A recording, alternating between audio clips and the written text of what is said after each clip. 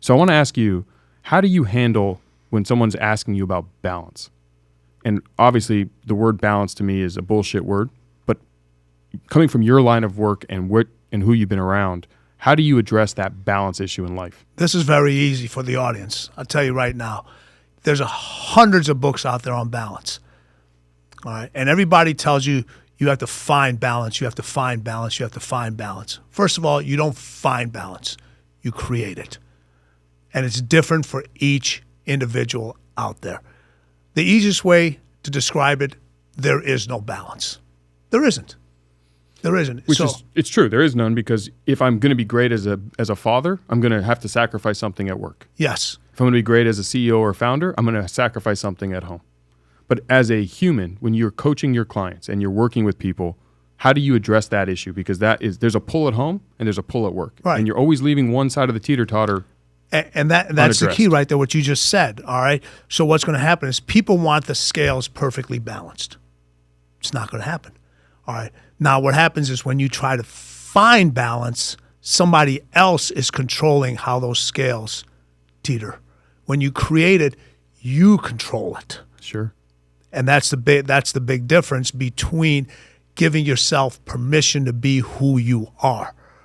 So when you create balance, you create it for yourself. You understand how the scales are going to be balanced, when they're going to tip one way and when they're going to tip the other way. You get to control. You never want them all the way up and all the way down.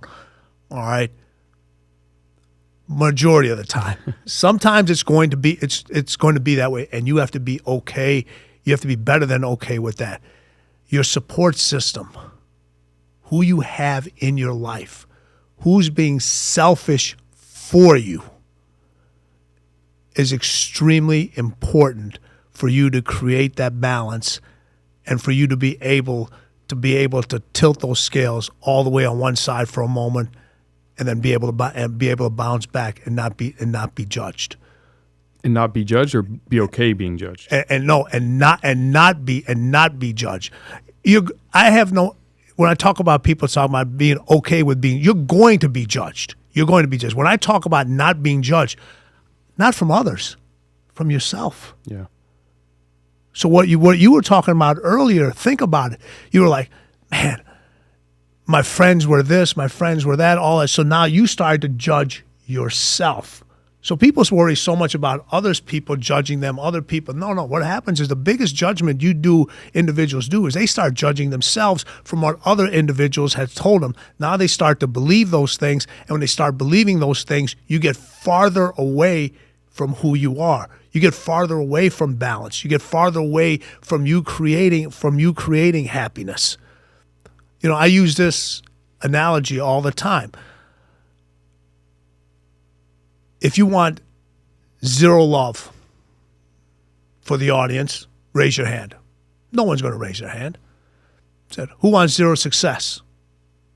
Raise your hand. No one's going to raise their hand. Who wants zero love? Who wants zero money? Who wants zero happiness? No one's going to raise their hand. What's the number on a perfectly balanced scale? What's the number? The number on a perfectly balanced scale. It's a zero, right in the middle. Oh, zero. It's a zero. The number on a scale right in the middle, a perfectly balanced scale, is zero. Yeah, I don't want that.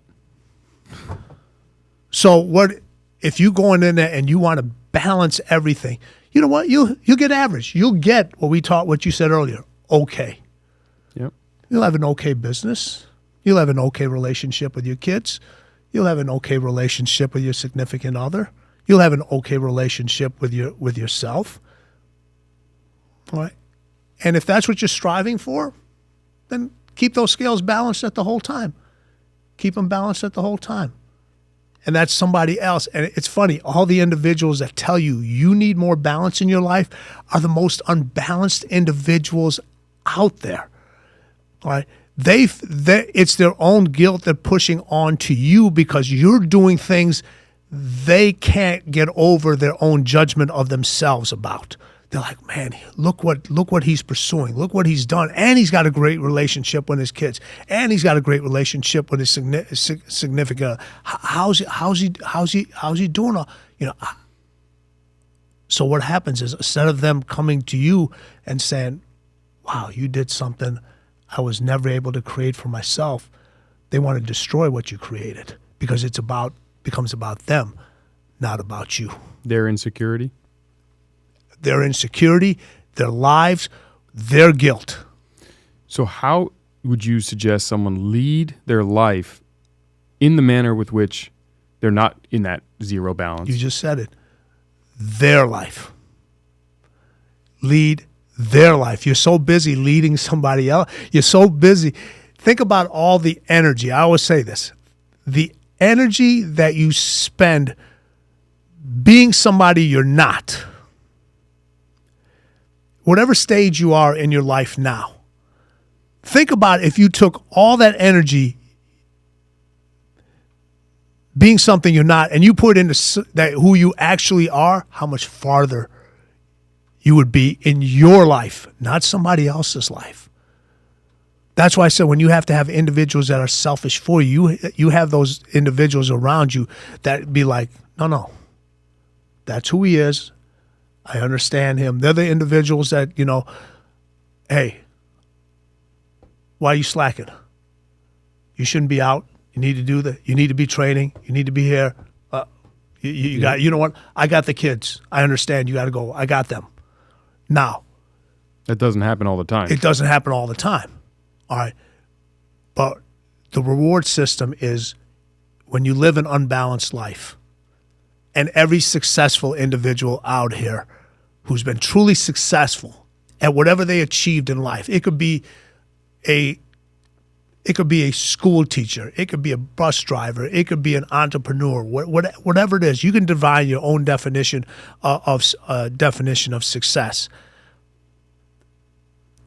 They've all had these moments where things didn't balance, things didn't work out, but they had that other individual that stepped in, that was selfish for them. But what they also did was they understood moments. People don't understand moments. And what I mean by understanding moments is when you're in the moment of your business, you're in that moment. You're fully invested in that moment. That's your zone. When you're with your significant other, you're fully invested in that moment. And people get the moments as 30 seconds, a minute, whatever it may. No, moments take time. But the moments of balance changes. So your business might require 8 hours of your moment. All right. The next day, it may require 2, and your family requires 8. And then on the other day, your kids. So all those moments require you to be present, because that's how you create more time. There's a huge difference. What we talk about is everybody manages time. When you're in the moment, you don't manage time, you manage focus, because you can't be in the moment unless you're focused. Yep.